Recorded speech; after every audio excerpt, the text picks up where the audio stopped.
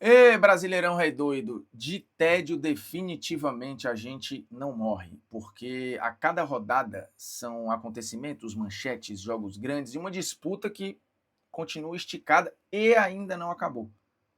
O pulso ainda pulsa, o campeonato ainda tem briga, apesar do Flamengo agora bastar apenas uma vitória contra o Ceará para ganhar o Campeonato Brasileiro, independente do resultado dos outros. E aí eu explico melhor depois da vinheta. E o foco deste vídeo será Abel Ferreira e Bruno Henrique. Não serão os desempenhos específicos nem do Flamengo, nem do Palmeiras, porque isso eu vou deixar para um outro vídeo de prévia da final da Libertadores, um pouco mais detalhado, olhando para um e para outro. Aqui a gente vai tentar olhar um pouco fora da caixa. Ou não também.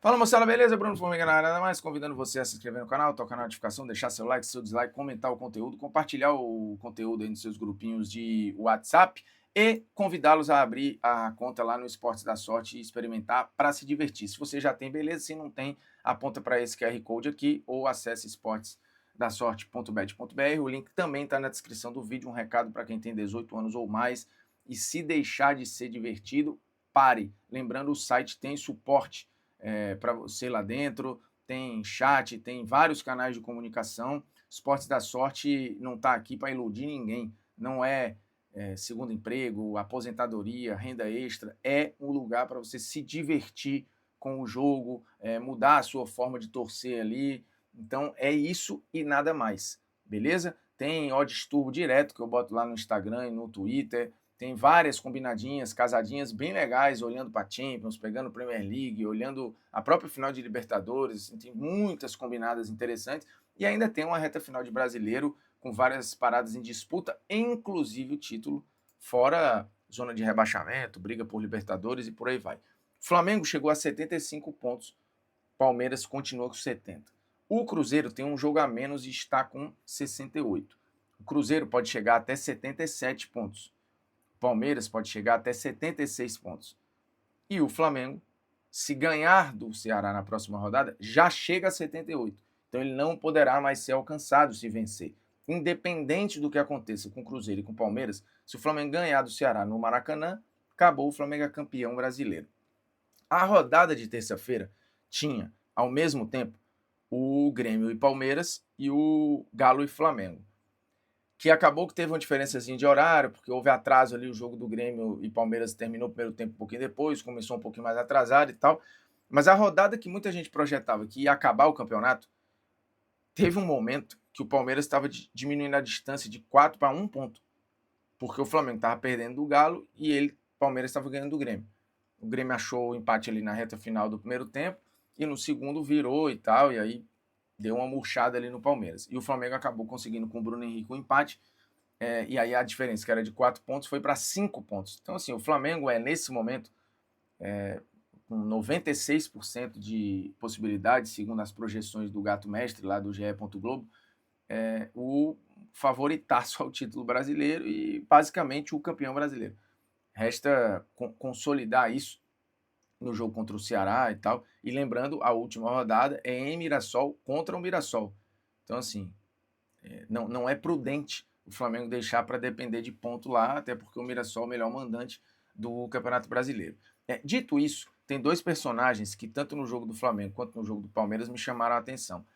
No caso do Flamengo, acho que o Bruno Henrique é essa figura mais chamativa, porque a história dele, o roteiro do Bruno Henrique em 2025, ele é um roteiro muito peculiar, né? E aí você vai falar, por culpa dele, sim, por culpa dele. Mas existe um ponto. O Bruno Henrique voltou a ser bastante importante, fazendo 6 gols no mês de novembro, né? Pegar lá contra o Sport, ele faz 2, contra o Santos ele faz 1, depois contra o Sport de novo ele faz o gol, que é muito decisivo, inclusive. E aí faz contra o Red Bull e agora o gol contra o Galo. Então, o Bruno Henrique, ele teve um ano conturbado, um ano com muitos problemas, problema técnico, que ele não estava bem, um problema, claramente a cabeça dele longe com o processo que ele estava respondendo na justiça e segue respondendo na justiça criminal, né? Uma coisa é a justiça desportiva, outra coisa é a justiça criminal. O Bruno Henrique teve um ano problemático, problemas que ele criou porque, enfim, fez o que fez. Mas na justiça desportiva, ele respondeu. E você pode concordar ou discordar, aqui eu não estou aqui para julgar e nem você, porque não vai mudar em nada. O que aconteceu, aconteceu. O que eu quero avaliar é o que ele fez com isso, com uma pressão gigante, enfim, com várias dúvidas se ele ia poder continuar jogando ou não, quantos jogos ele ia tomar de gancho, se ele ia ficar muito tempo parado. Imagina o quanto isso deve ter fervido a cabeça do Bruno Henrique, que fez alguns desabafos a respeito. E, de novo, não estou aqui julgando se a decisão foi certa ou foi errada. Dentro do processo, e eu já falei sobre isso, um artigo não cabia enquadrar, e a defesa conseguiu derrubar. No outro artigo, que ele foi condenado, ele pegou a pena máxima, que era a pena de 100 mil de multa. Não tinha suspensão de jogo. A gente pode questionar o Código Brasileiro de Justiça Desportiva, a gente pode questionar a legislação, não tem problema nenhum. Mas ela foi aplicada ali, naquele contexto. E não cabe comparações com outros casos e tal, porque eu já expliquei isso em outro vídeo, o foco do vídeo nem é esse aqui. O foco é que esse cara que chegou em 2019, que tem 15 títulos pelo clube, caminhando para o 16º, pode ganhar inclusive o 17º, caso venha a Libertadores também, ele teve um ano conturbado, e não foi um ano tecnicamente bom, muito pelo contrário. Mas mesmo assim, o Bruno Henrique é o vice-artilheiro do Flamengo. Ele chegou a 15 gols e igualou o Pedro. Ele só está atrás do Arrascaeta com 23 gols.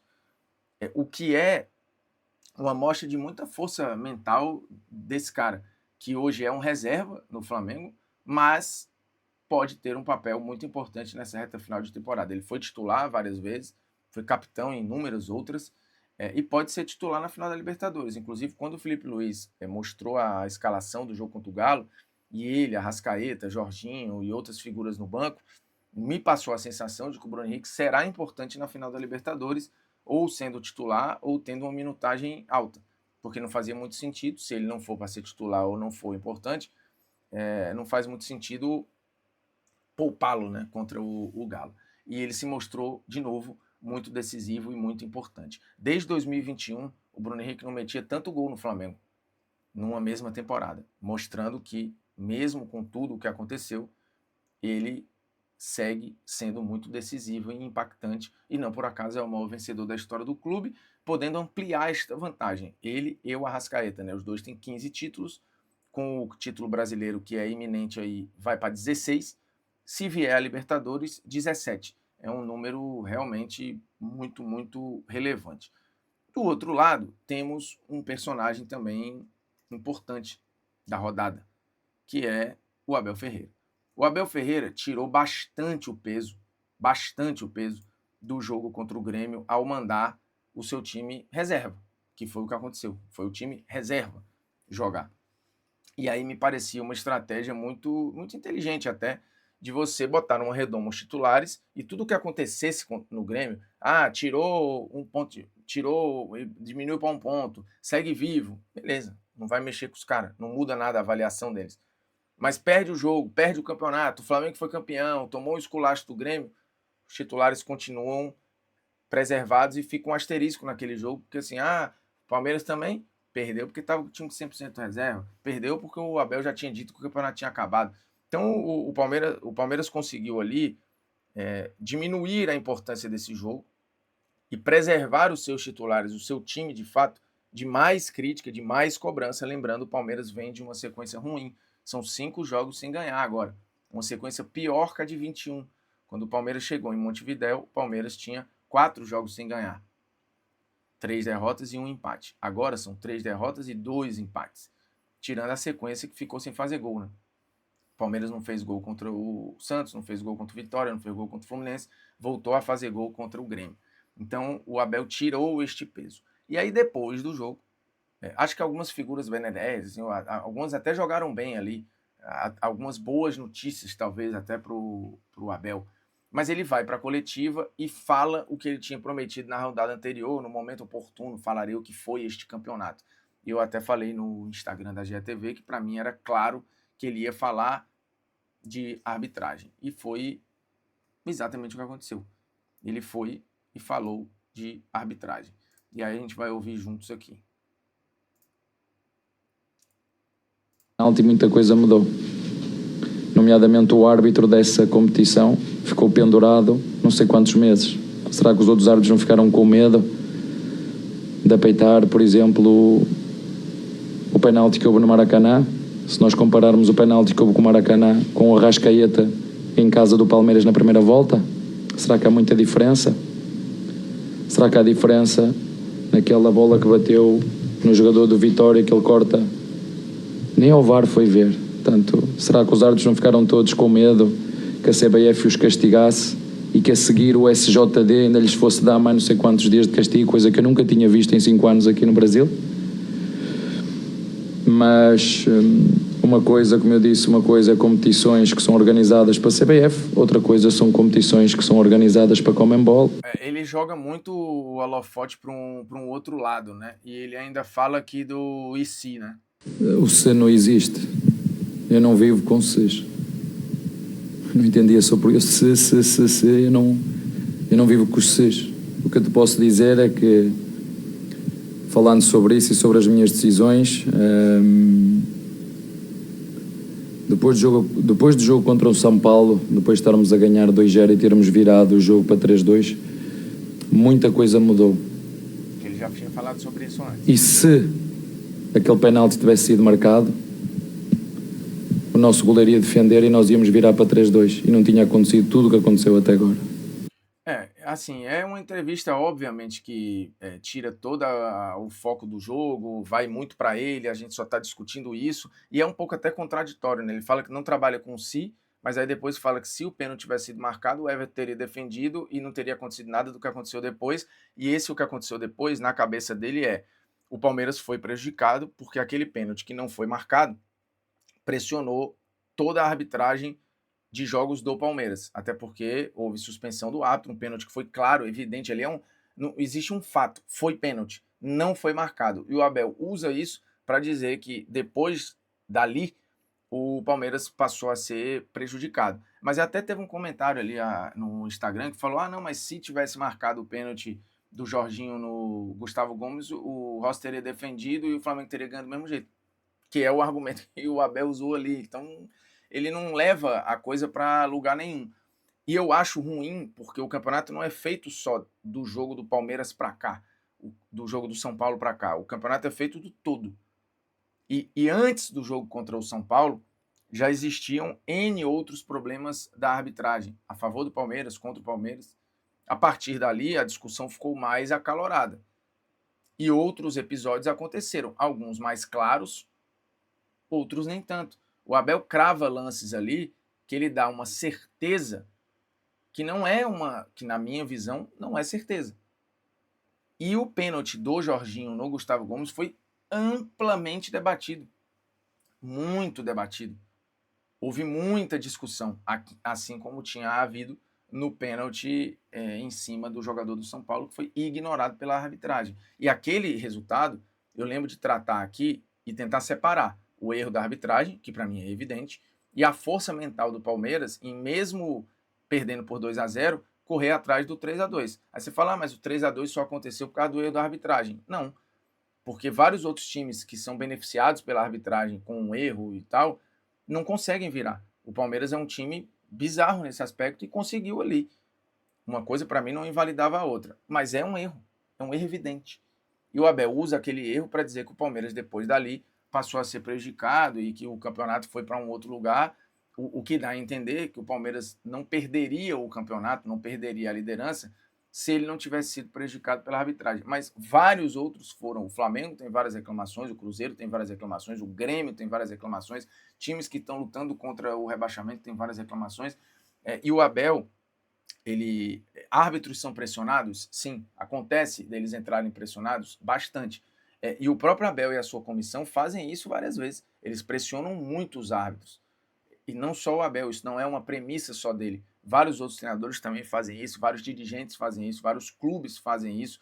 E muitas vezes o árbitro já chega num clássico, num jogo decisivo, com a corda no pescoço e muito encurralado.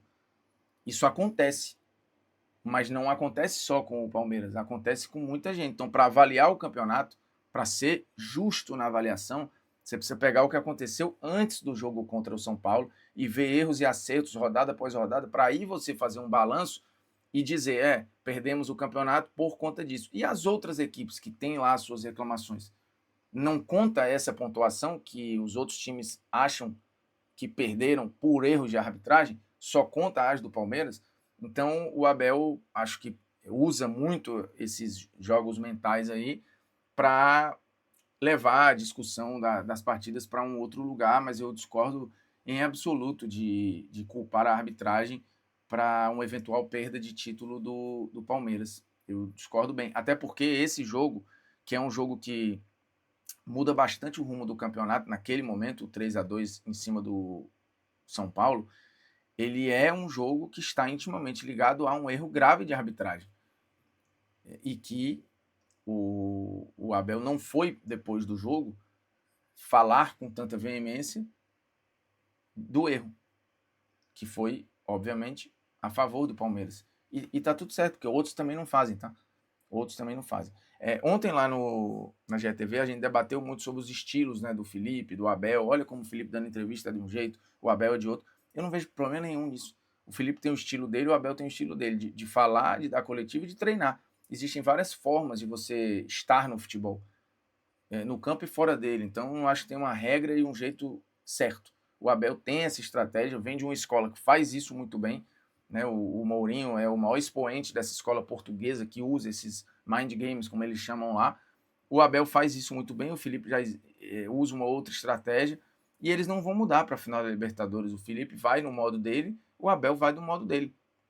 E que vença o melhor em Lima da sua maneira. Eu não acho que nem o Felipe vai mudar a sua forma de pensar o jogo e de agir, e o Abel tampouco, porque o Abel tem 10 títulos pelo Palmeiras assim, e o Felipe tem os 3 que ele tem até hoje pelo Flamengo assim também. Então, e eu não vejo nenhum problema nisso. O que eu vejo de problema é você tentar terceirizar a perda de um título ou terceirizar a queda de rendimento do seu time, que é evidente. O Palmeiras teve uma queda de rendimento evidente. O Palmeiras produziu um monte de chance contra o Vitória, um volume, não conseguiu ganhar. A culpa é da arbitragem. O Palmeiras perdeu para o Santos no finalzinho do jogo na Vila. A culpa é de alguém? O Abel acho que precisa fazer uma meia culpa também. Ele tem lá, e olha que eu sou um cara que defendo bastante o Abel aqui, falo que eu acho um absurdo a torcida, ou parte da torcida do Palmeiras, pedir a saída dele, xingá-lo lá no Allianz e tudo, mas é evidente que ele não acerta todas, pô. E eu acho que às vezes falta uma meia-culpa ali, uma autocrítica. Meu ponto é só e exclusivamente esse. Mas o campeonato está em aberto e pode acabar na outra quarta-feira. E aí o Flamengo pode chegar no jogo contra o Ceará, campeão da Libertadores, ou vice da Libertadores, e aí ser campeão brasileiro, mas ter esse gosto amargo, pode chegar arrastando tudo. O Palmeiras pode voltar sabendo que não vai ganhar o Campeonato Brasileiro, mas com um peito gigantesco, sendo tetracampeão da Libertadores, quando nesse momento ele não é tratado como favorito diante do Flamengo. Então, assim, tem vários desenhos para esse roteiro da decisão. Voltarei a gravar vídeo especificamente sobre isso. Beleza? Se inscreve aí no canal, toca na notificação, deixa aí o seu like, seu dislike, comente o conteúdo, compartilha, é nóis, tamo junto e um abraço. Valeu, espero que o áudio esteja bom dessa vez. Eu acho, pelo que eu tô vendo aqui, que tá. Também se você estiver reclamando, aí bota um fone, pô.